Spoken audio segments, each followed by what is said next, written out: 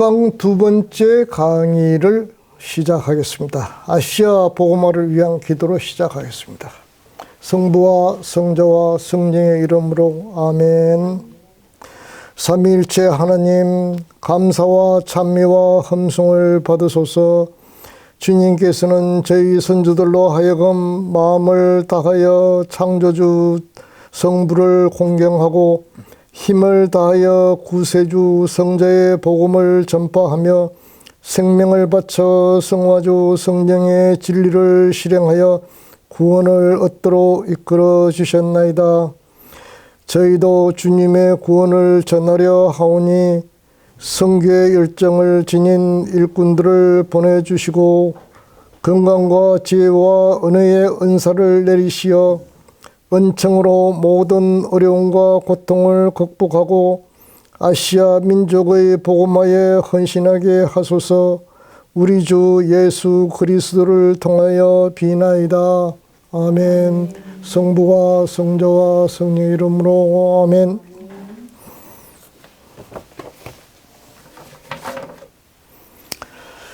이번 시간에는 아주 교황청에서 교황 회칙으로 획기적인 내용이 하나 선포가 됐습니다. 바로 1919년도에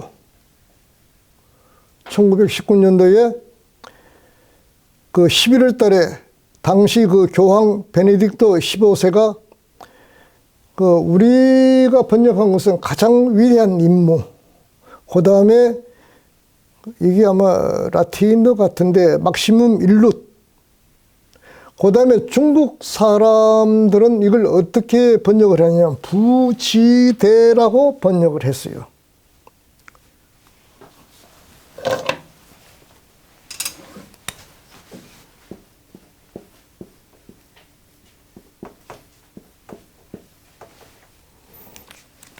이 보면 참 번역을 잘한 것 같아요. 이게 부자가 뭐냐면 우리는 통상 장부, 제비 부자, 남자를 얘기하는 것 같은데 그게 아니고 이게 무릇.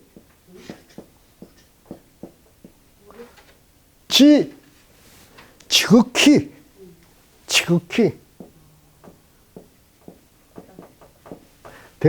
크다.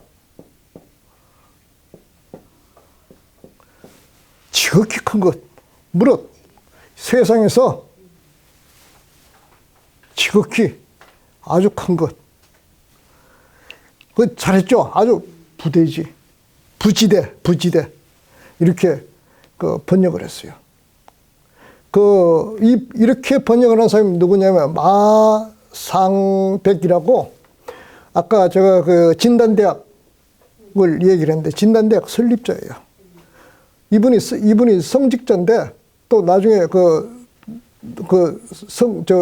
신부를 또 안 하고 또 다른 일을 또 하고 그렇게 했어요. 근데 하여튼 중국 천주교 발전을 위해서 굉장히 공헌한 분인데 이렇게 부지대라는 명칭을 달았어요. 이 이름 하나 다른 것이 이게 굉장히 잘 붙이는 것도 굉장히 큰 사건이에요. 큰 좋은 일이에요. 그래서 우리가 아기를 낳았을 때 이름 짓죠. 이름 짓는데 아주 고심해서 짓잖아요. 그런데 옛날 부인들, 여자들은 그냥 이렇게 놀 것 같으면 먼저 애들 낳아가지고 여자애라 해가지고 저쪽에 실근에다 얹어놔 또 실근이라고 짓고 하고, 그 다음에 맨 끝에 냈다 해서 끝순이라고 이름 짓고 막 이렇게 개판으로 짓는데 우리 선조들이 그런 건 잘못했어요. 이때 베네딕토 15세는 어떤 내용에 대해서 관심을 가졌냐 하면 현지인 사제 양성에 대해서 굉장한 관심을 많이 뒀습니다. 그리고 이 부지대의 회칙 내용이 여기 중국이 이렇게 해야 된다는 내용은 없어요. 중국이라고 지칭하지는 않았지만 거기에 나오는 여러 가지 사항들이 중국을 겨냥해서 얘기를 한 겁니다.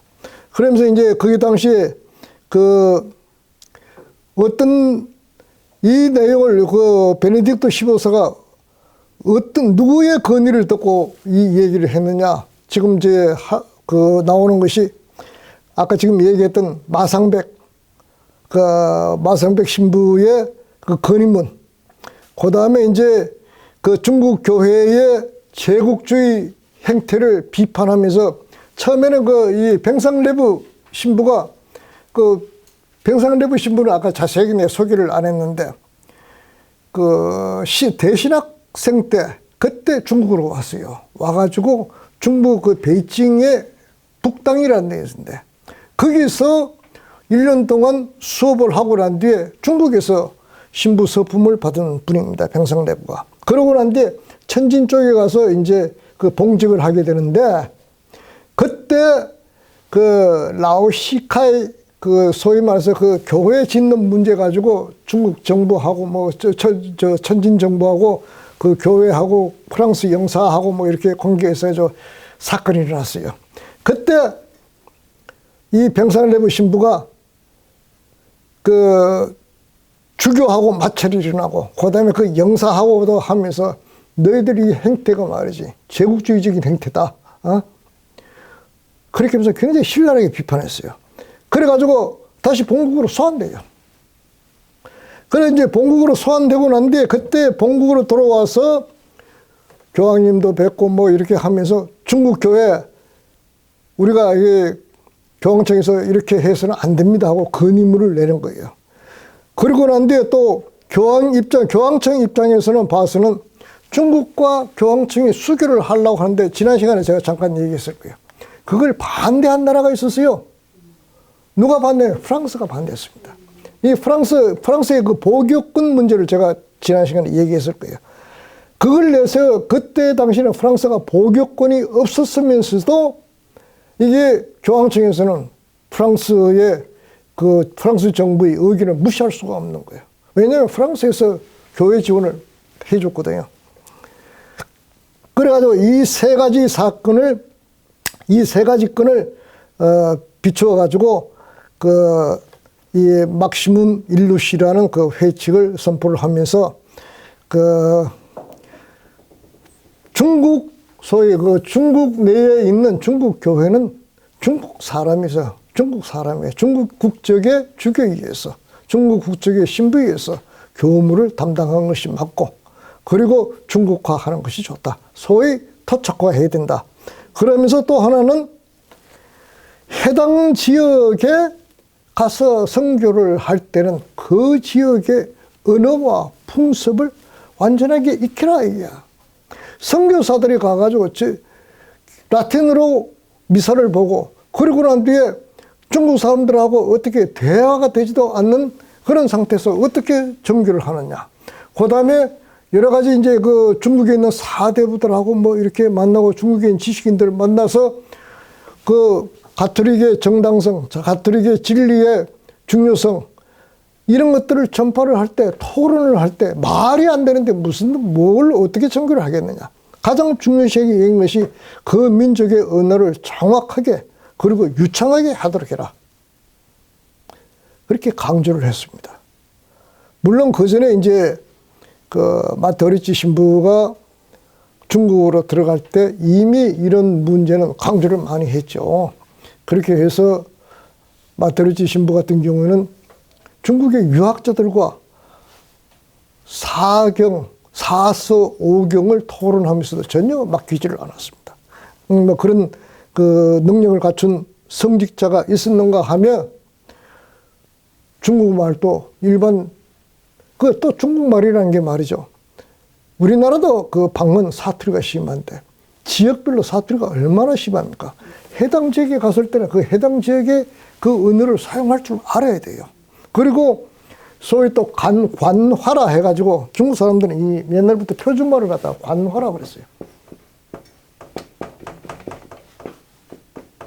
이 관화를 또 익혀놔야 중국의 지식인들하고 또 대화가 되는 거예요. 그러니까 선교하는데 여러 가지 애로점이 많아요. 그러면서 회칙에 이런 말을 했습니다. 선교사들에게 선신하고자 하는 민족의 언어를 정확하고 유창하게 하도록 습득해야 한다. 삶의 성화, 겸손과 순명, 그리고 정길에 있어 모범적이어야 한다.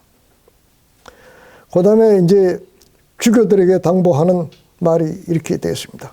주님의 포도밭을 일굴 일꾼들이 부족하다며 여러분이 한 선교사를 선교지로 보내주면 하느님께서는 여러분의 교구에 유능한 사제들을 더 많이 일으켜 주실 것이다.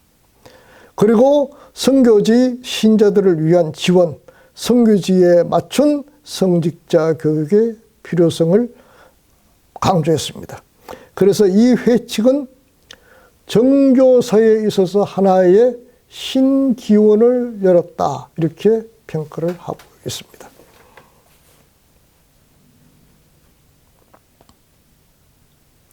그 다음에 또 여기에 볼 것 같으면 이런 말이 있어요. 이제 프랑스를 아마 빗대놓고 얘기하더니 각 수도회들이 빗대놓고 얘기하는데 어느 한 지역에 가서 선교를 하는데 그 선교지에 들어가서 그 선교하는 그 지역에 정착을 하기 때문에 수도회든지 정착을 하기 때문에 그것이 자기 것인 줄 안다. 자기 것으로 여기고 인접에 있는 수도회, 인접에 있는 성직자들하고 협조를 안 한다. 그런 것도 신랄하게 비판을 했어요. 제발 협조 좀 해라. 그 다음에 이제 또 하나의 사건이 있었어요. 사건이라는 게 뭐 좋은 사건도 있고 나쁜 사건이 좋은 사건입니다. 중국의 그 교황 사절로 콘스탄틴이 대주교가 임명이 되었습니다. 근데 이 콘스탄틴이 대주교가 외교관이 아니고 교황 사절로 나왔습니다. 교황의 대표, 교황을 대표하는 사람으로 갔는데 이것도 그 프랑스에서 그 교황 사절, 수교하는 것을 반대했기 때문에 여러 가지 애로사항을 많이 느낀데 이걸 보내면서도 아주 비밀스럽게 추진했다. 그렇게 얘기를 하고 있어요. 그리고 이 콘스탄틴이 대주교가 중국에 들어오면서 제일 먼저 한 것이 나는 교황 사절로 오면서 이 부지대를 철저하게 이행하러 왔다. 이 부지대. 그러면서 첫 번째가 나는 순수한 종교적 입장을 갖는다. 두 번째는 열강의 정치적 이익을 보호하지 않고 오직 교황에 속하는 교황 대표 노릇만 한다. 세 번째가 정치에 절대 간섭하지 않는다. 간혹 정치가 종교의 범위로 들어올 때는 우연이거나 잠깐 동안 그렇게 할 수가 있다. 그 다음에 네 번째가 중국에 대해 조금도 제국주의적 야심이 없다. 교황은 중국에 매우 관심이 많으며 중국은 중국인의 것이다. 그 다섯 번째가 선교 사업의 목적은 영적인 구원이다. 그래서 교회는 지극히 공적이어야 한다. 이 가톨릭이라면 가톨릭 공교. 그 다음에 현지인이 지역교회의 주교가 되어야 한다. 이렇게 생각해요. 아까 얘기했던 제가 그 병상내부 신부가 현지인 주교가 나와야 된다고 그랬죠. 이 콘스탄티 대주교가 역시 중국의 교황 사절로 오면서 현지 중국 사람의 주교가 나와야 된다는 거예요. 그것이 이제 실현이 됩니다. 그것이 실현이 언제 되었냐면 1926년도에 이제 6명의 주교가 중국인 출신의 중국 국적의 출신의 주교가 탄생이 되죠. 그러면서 외국 선교사들은 손님이지 주인이 아니며 수도회가 중국 교회에 군림하고 있는 현상이 되어서는 안 된다. 이렇게 얘기하죠. 그 다음에 이제 여러분들이 그 토착과 결실이 나오죠. 토착과 결실이 나오는데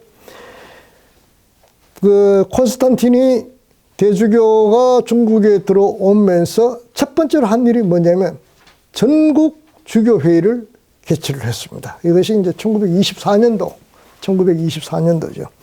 1924년도는 아까 중국상을 제가 잠깐 얘기를 했죠.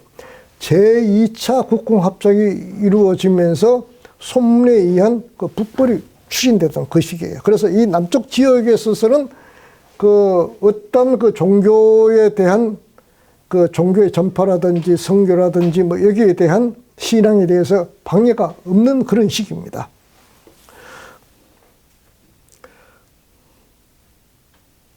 그리고 이걸 개최함으로써 선교 보호권이 프랑스에서 교황청으로 확실하게 넘어오는 그 전환기적인 그 사건이 되었습니다.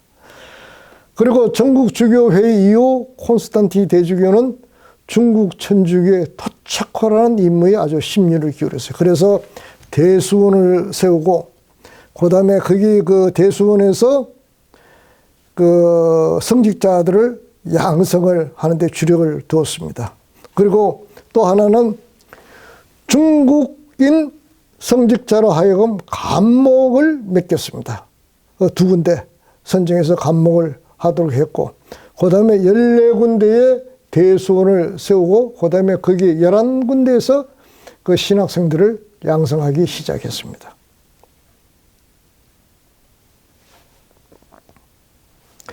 그 다음에 1926년도 3월 30일 날 교황청에서 콘스탄티니에게 중국 주교의 축성식을 로마 베드로 성당에서 거행한다고 통지를 했습니다.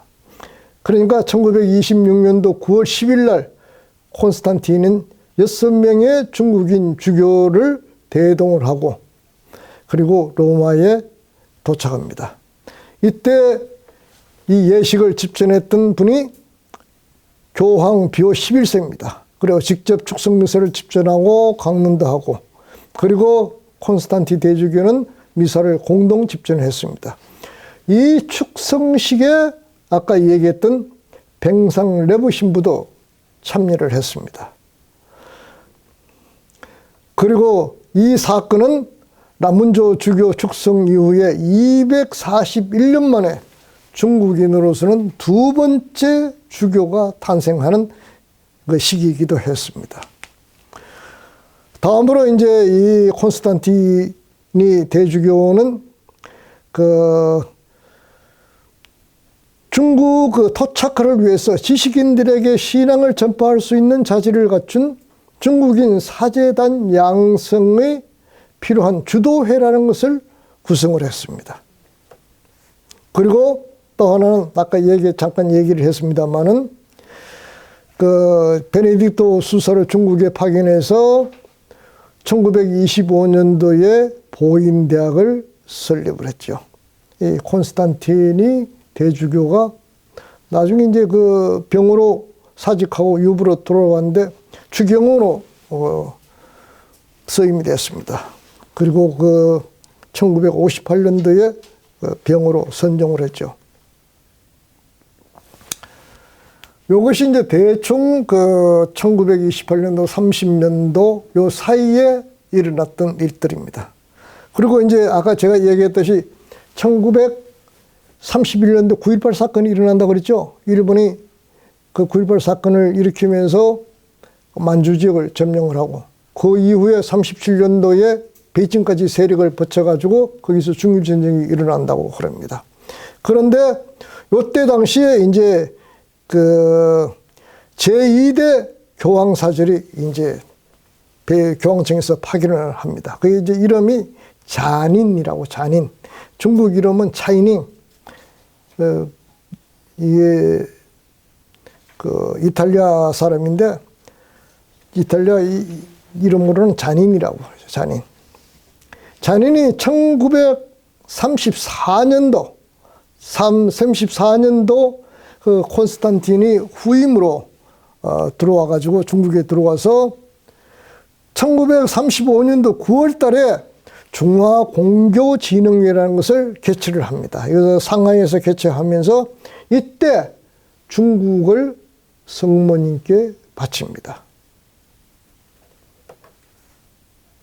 그리고 들어오면서 각 지역을 이렇게 방문하면서 여러 사람들의 얘기를 듣고, 그리고 36년도 9월 달에는 그 베이징에 있는 시조쿠 춘주당에서 윗빈을 낭령 대목구 주교로 축성을 하고, 숙성화됩니다. 그리고 1937년도 노구교 사변이 일어나면서 중국인 전쟁이 이제 본격화되자 잔이는 주중 정권 대표의 자격으로 각지의 주교, 신부, 교우는 마땅히 중국 정부와 협력해서 국가와 민족의 행복을 달성하도록 해야 한다 하면서 일본의 침략을 비난을 했습니다. 근데 이 현지에 있는 이 교황 대표하고 그다음에 교황청하고 입장이 다릅니다. 좀 이따가 이제 그 만주국 승인 문제에 대해서 제가 자세하게 설명을 할 텐데, 이때 그 현지에 있던 사람은 누구나 일본의 야욕에 대해서 비난을 하죠. 비난하고 전체 신도와 그다음에 그 성직자에 대해서 그 중국의 이익을, 중국 민족의 이익을 위해서 헌신하라고 그렇게 강조를 합니다. 그리고 그 천주교 병원을 갖다가 전지병원으로, 그 다음에 심지어 그 성당을 그 난민 수용소로 이렇게 개조를 하기도 하고, 그 다음에 이제 또 그 한코에서 아까 얘기했던 그 무안, 한구 뭐 이쪽 다 같은 지역인데 거기에서 대규모 집회를 엽니다. 대규모 그 추모 미사를 거행합니다. 이때 장개석도 대표를 파견해가지고 이 미사에 참가해서 이제 감사를 표시하고 그렇게 하죠. 그랬는데 이제 그 1939년도에 와서 말이죠. 이런 그 공화를 이제 중국 성직자들에게 보내는 거예요. 일본의 중국 침략에 대해 좌도 아니고 우도 아닌 초인한 태도를 취하라고, 성직자들에게 중립적인 태도를 취하라고 그럽니다. 이렇게 하니까 국민정부에서는 아주 불만을 표시합니다. 그렇게 되자 그때 당시에 이제 그 잔임 대표가 바로 중경으로 찾아오지는 못하고 서북 쪽으로 돌고 돌아가지고 중경 정부에 와가지고 내가 했던 말은 그런 말이 아니다 해가지고 오해를 풀기도 했다. 그렇게 나오고, 그 다음에 이때부터 그 잔이는 교황 대표 공관에서 칩거를 하면서 무슨 일을 했냐면, 여러분들 그 사탁서원이라는 걸 합니다. 그래서 이건 여기서 이제 그 소위 신학생들을, 성직자들을 배양하는 학원인데, 이것이 이제 일종의 그 보인대학의 부설기관으로 해가지고 보인대학에 있는 교수들이 와서 강의를 하기도 하고, 여기에 있는 대신학생들이 보인대학에 가서 강의를 받기도 하고 그렇게 하게 됩니다. 그러면서 소위 어떤 형태냐면, 중국 사람들이 잘 쓰는 그 도광양회라는 말을 잘 씁니다. 도광양회라는 말은 칼집에 넣어가지고 빛을 숨긴다는 그런 얘기입니다. 자기 실력을 감춘다. 그 양회라는 거, 양은 기른다는 뜻이고, 회는 거멈달이라는 그런 뜻이에요. 거멈을 길러서 새벽을 그 큰 달로 만든다는 그런 뜻이에요. 그 도광양회를 하게 되겠죠. 그래서 이때에 그 자림 대주교가 한 것 중에 큰 것 중에는 사탁서원을 하면서 뭘 중점에 두었냐면,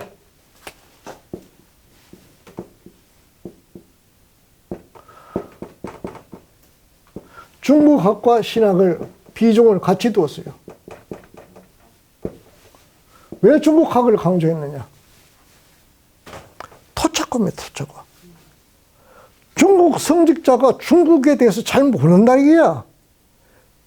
라틴이나 배우고 뭐나 배우고 뭐 교회 전례를 하고 뭐 이게 하다가 보니까 자기 뿌리를 잇는다. 그래서 이 비중을 1대1로 똑같이 뒀어요. 중국학과 신학을 똑같이 뒀어요. 이렇게 해서 중국화, 토착화를 했다.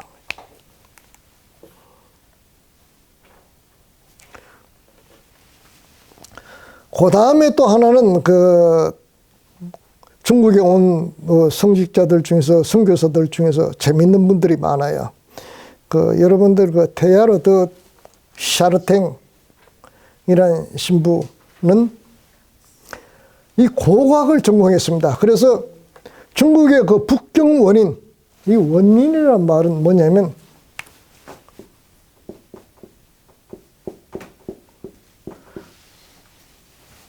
이 원자는 뭐예요? 아주 처음이라는 그런 뜻이죠. 그러니까 이게 사람의 그 시조, 그 배증 원인을 거기를 답사해서 그걸 발견을 합니다. 발견을 하고 이것이 이 북경 원인이 언제적 이게 어떤 인류 초기의 인물이다 하는 것을 밝혀내죠. 그 다음에 여러분들 그 교재의 만주국과 이제 교황청 얘기를 조금 해야 되겠습니다. 이게 요즘도 그 논란이 되고 있어요. 논란이 되고 있고, 교황청이 파시즘과 협조를 했다. 협력을 했다. 또 어떻게 뭐 최소한도로 묵인을 했다. 해가지고 비난을 하고, 그 다음에 또 교황께서는 또 이 얘기에 대해서 죄송합니다 하고 또 얘기도 하고 그렇게 하죠. 한데 그 우리가 소위 그 삼국 동맹이라는 게 있습니다. 제2차 대전이 일어나기 전에 맺었던 삼국 동맹이 독일, 이탈리아, 그다음에 일본 이렇게 해서 그 추축국을 중심으로 한 삼국 동맹이라고 그러는데, 교황청이 어디 있습니까? 로마에 있죠. 이탈리아에 있어요. 있다가 보니까 이탈리아 그 무솔리니 파시스트 정부의 영향을 받습니까? 안 받습니까? 받지요. 받습니다. 그 인간적인 면에 봐서는 어쩔 수 없는 그런 상황들이에요.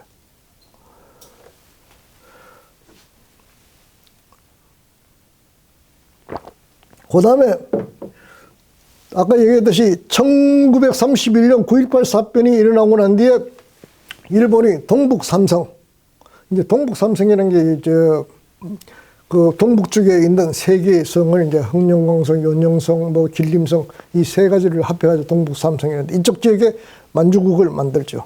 만주국을 만들고 그러면서 그 1934년에 교황청에서 만주국을 승인합니다. 근데 교황청에서 승인했느냐 안 했느냐, 뭐 중립적인 태도를 취했다 안 했다, 그런데 분명히 승인을 했어요. 했는데 하나의 문제는 뭐냐면 만주국을 승인한 정부기구, 나라는 일본 외에는 없었어요. 그렇죠? 일본이 지가 만들었으니까 지가 승인할 수밖에 없고, 아무 나라도 다 승인을 하는데 교황청이 만주국을 승인했다. 그런데 이제 최초에는 그 양식이 있는 그 성직자들, 그 다음에 또 하나는 이때 당시 이제 교황 사절이었던 콘스탄티니 같은 경우에는 만주 사변이 일어나고 난 뒤에 9.18 사변이 일어나고 난 뒤에 일본군에서는 토비들의 장난이다, 이게 일본이 한 게 아니다 했는데, 그 콘스탄티니 대주교는 이게 토비 장난하고 일본의 장난이다, 일본이 괴뢰 정부를 만들어서 동북을 분열하는 것이다, 동북을 분열시키려는 것이다 하고 정확하게 얘기를 했어요. 그리고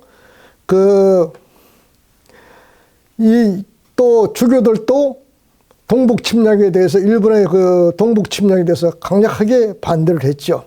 그런데 상반되게도 교황청은 아주 조심스럽게 조심스러운 태도를 보였는데, 전 인류의 평화라는 기치를 내걸고 일본 군국주의에 대해서는 아무런 질책도 하지도 않았다 하는 거예요. 그리고 그 길림에 주재하고 있는 그 길림 교구에 있는 주교, 그 카스, 뭐 이 중국 이름으로 고덕회를 만주국 주재 대표로 해가지고 만주국 정부와 교섭을 진행토록 했습니다. 이것이 이제 1934년도 일입니다. 이렇게 되다가 보니까 일본이 어떻게 됐냐, 교황청이 만주국을 승인했다 해가지고 이걸 대대적으로 선전하기 시작해요. 그리고 이걸로 해서 이제 동북 침략을 미화하기 시작했습니다.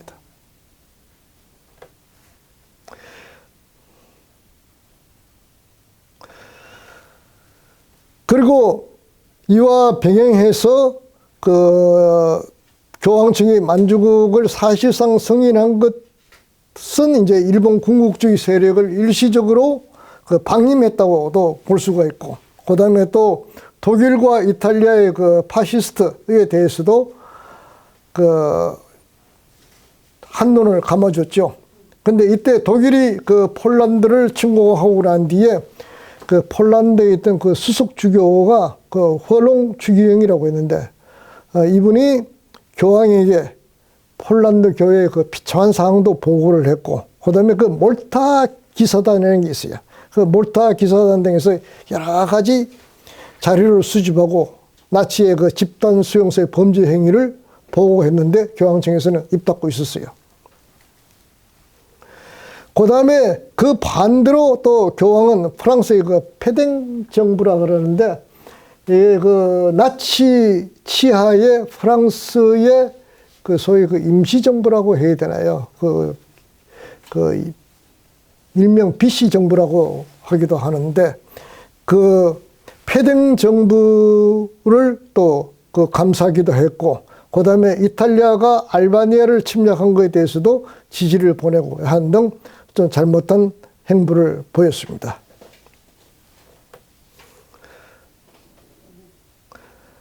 그 다음에 여러분들 그 임명 중에 예의 검령 해제라는 그 항목이 있죠.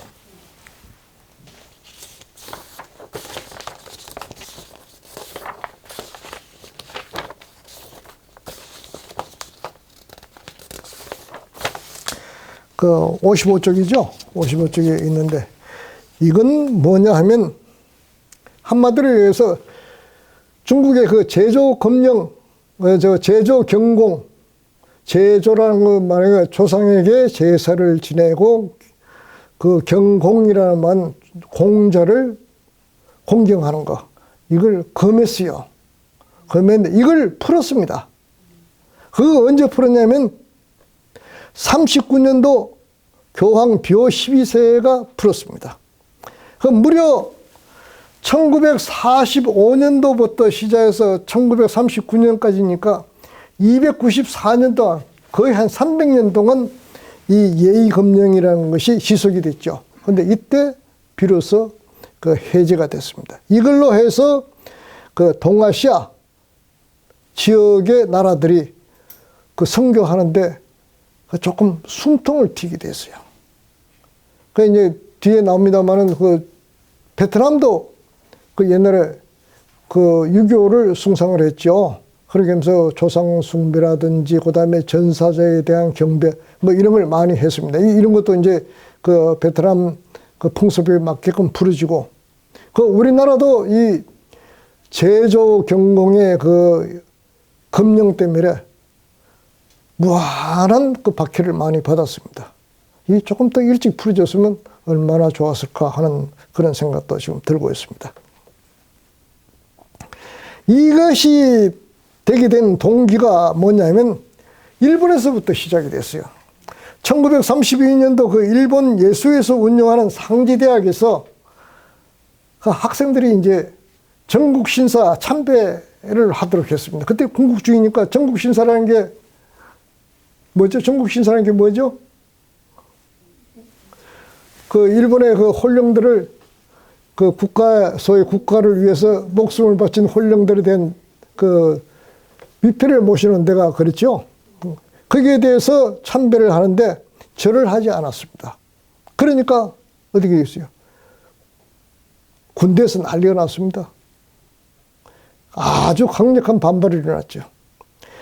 그러니까 이제 이 문제를 해결하기 위해서 그 당시에 히로시마 주교였던 그 요한 로스라는 분이 이제 자료들을 찾기 시작합니다.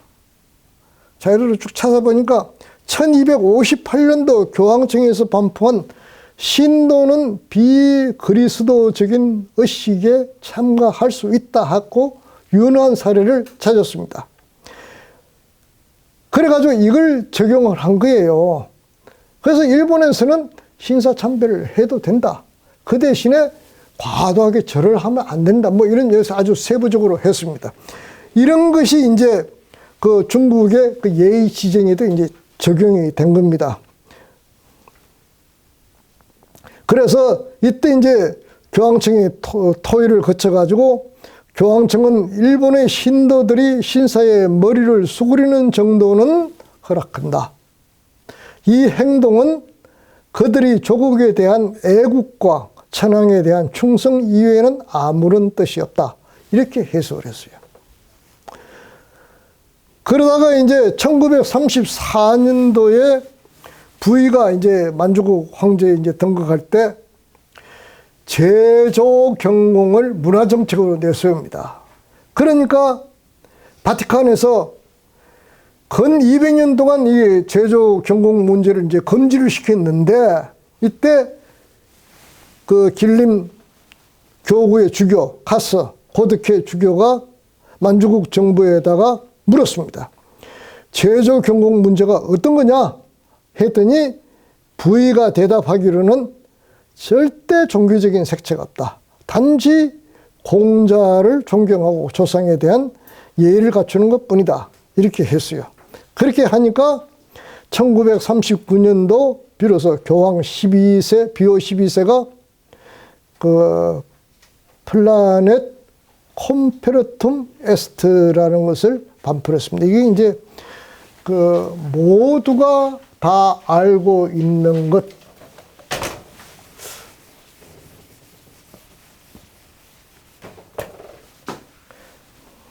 그 제목이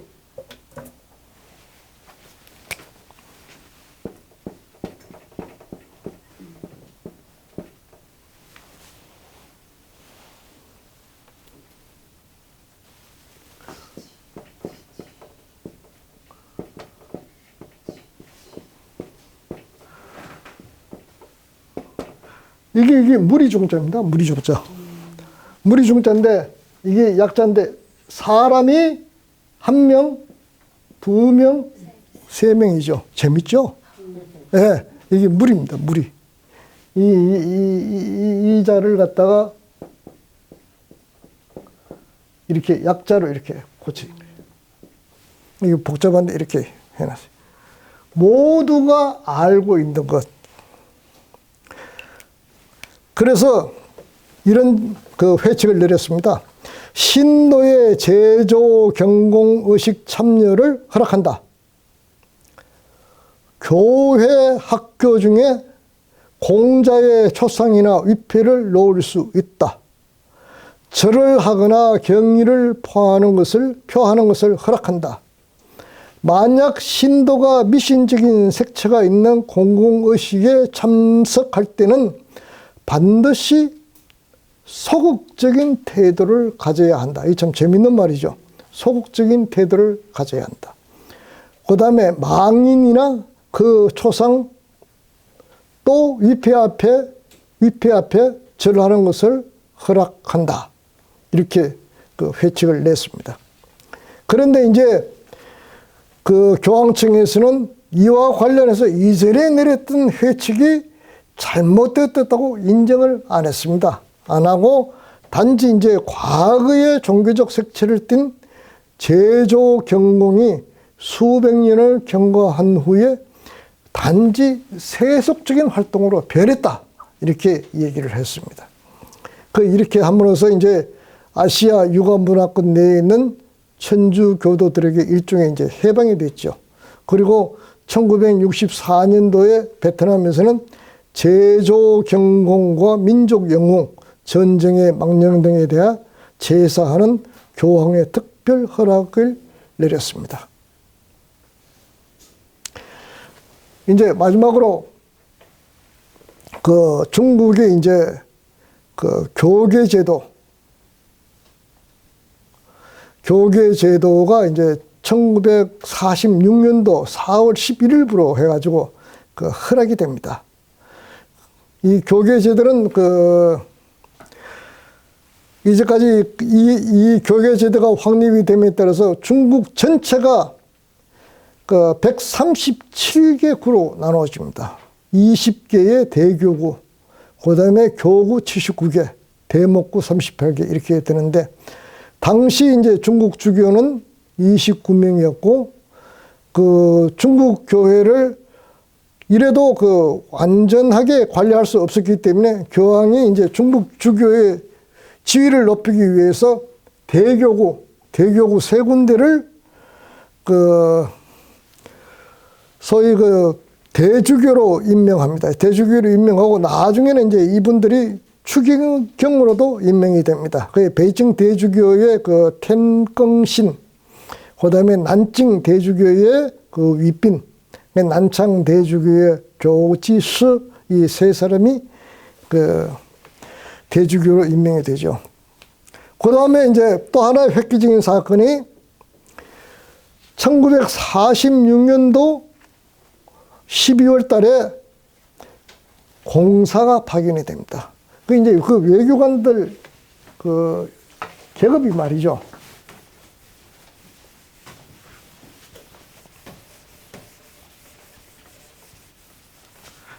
우리가 통상 보면 이제 영사라는 말을 많이 들어봤을 거예요. 공사.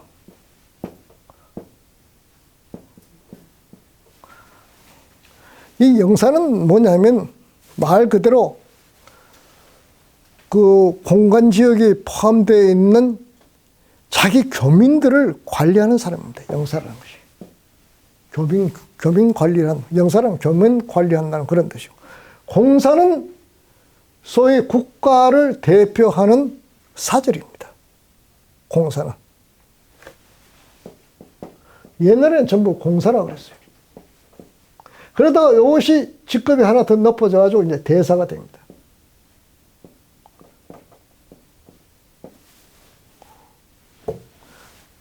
근데 요즘 공간에는 가면 말이죠. 외공간에 가면 대사 밑에 공사가 있습니다.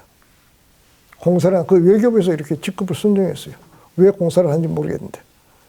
그래서 정무를 담당하는 정무공사, 경제공사 뭐 이렇게 있어요. 그 다음에 영사는 영사관에 있습니다. 영사관.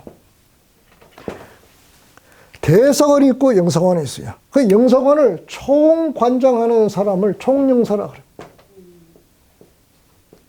그 총영사 밑에 영사가 여러 있어요.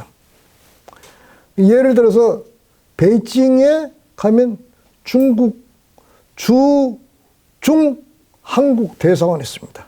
거기에 제일 높은 사람이 대사예요. 그 대사 밑에 공사가 여러 있어요. 한 큰 대사관에는 한 4-5 됩니다. 선생님, 뭐 정무공사, 뭐 그다음에 경제공사, 뭐 그다음에 뭡니까 그 문화부에 문화관광부에 있는 뭐 문화공사, 뭐 그다음에 또 뭐 국정원에서 나온 뭐 공사, 그다음에 이렇게 해서 한 5-6명이 돼요. 그다음에 베이징에 가면 영사 업무를, 거기 교민들을 위한 영사 업무를 하고 여권에 뭐 도장도 찍어주고 뭐 하는 거기 영사관이 있습니다. 거기 또 총영사가 있어요. 이렇게 되어 있습니다. 근데 여기에 이제 이때 당시에 주중공사가 그 리베리 대주교가 임명이 있는 이때부터 정식적인 외교 관계가 설립이 되고 서로 외교 공간이 서로 설립이 되는 거예요. 그러면서 그때 국민정부죠.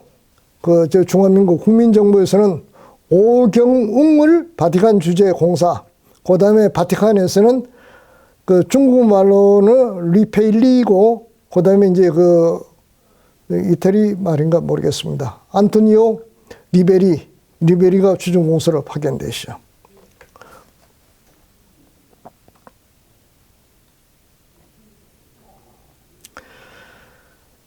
결과적으로 이제 전체적으로 봤을 때는 이 이후에 아까 제가 얘기했듯이 45년도에 일본이 패망하고 중국이 승리를 거두죠.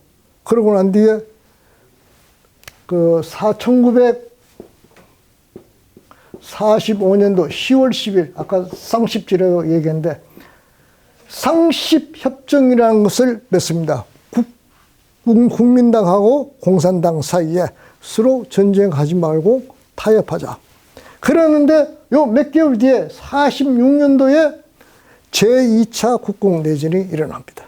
일어나면서 그동안에 그 일본과 전쟁은 회피하는 대신에 후방에서 힘을 길렀던 공산당이 결국 그때 팔로군이라고 하기도 하고 그때 그 인민해방군이라는 명칭을 이제 그때 사용합니다. 그 요즘 말하는 해방군이죠. 해방군이 전체 국부군을 다 몰아내고 대륙 전체를 차지하게 됩니다. 이것이 중화인민공화국이 들어서는 시기가 1949년도 10월 1일이니까 10월 1일이고 전쟁이 거의 끝나는 시기가 한 50년 말까지 됩니다. 그래서 46년부터 50년까지 4년 동안 중국 대륙에서 피나는 전쟁이 일어나죠. 우리나라의 6.25 전쟁이 50년도 6월 25일 날 내려오죠. 일어나죠. 이때 당시에 인민해방군 대부분의 전력이 남쪽에 국민당 군대하고 국부군하고 전투하기 위해서 전 남쪽 쪽에 주력이 남쪽 쪽에 있었어요. 그런데 6월 20일 날 전쟁이 일어나자 7월 초부터 시작해가지고 그게 남쪽 지역에 있던 병력들을 북쪽으로 계속 열차를 실어 날라요. 날라가지고 10월 초쯤에는 압록강변에다 부대를 배치합니다. 중국에. 그건 나중의 일입니다. 나중에요. 그래서 1900년부터 1949년까지 50년 동안에 일어난 일들이 굉장히 많습니다. 전체적으로 요약을 할 것 같으면 우선 토착화, 중국의 교회의 토착화가 이루어졌다. 그 다음에 교계 제도가 확립이 됐다. 그리고 또 하나는 뭡니까? 교계 제도가 확립되면서 서로 바티칸하고 중국하고 공관을 설치하게 됐다. 그리고 신자들이 급속도로 늘어났다. 그런데 문제는 1949년도 10월부터 거의 1950년도부터 중국은 공산화가 됩니다. 공산화가 됐다는 말은 전체가 공산주의화 됐다는 얘기고 공산당이 정권을 잡으면서 사회주의 국가로 변실하게 됩니다. 그 이후에 이 얘기를 다음 시간에 제7강에서 중국 통치하에 중국 천주교회라는 이름으로 하겠습니다.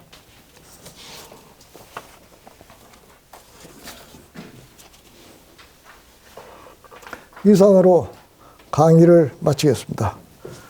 지금 마침 기도를 바치도록 하겠습니다. 성부와 성자와 성령의 이름으로 아멘. 영광이 성부와 성자와 성령께 전과 같이 이제와 항상 영원히 아멘. 중국 교회 성인들이여 중국 교회와 복음화를 위하여 빌어주소서. 아멘. 성부와 성자와 성령의 이름으로 아멘.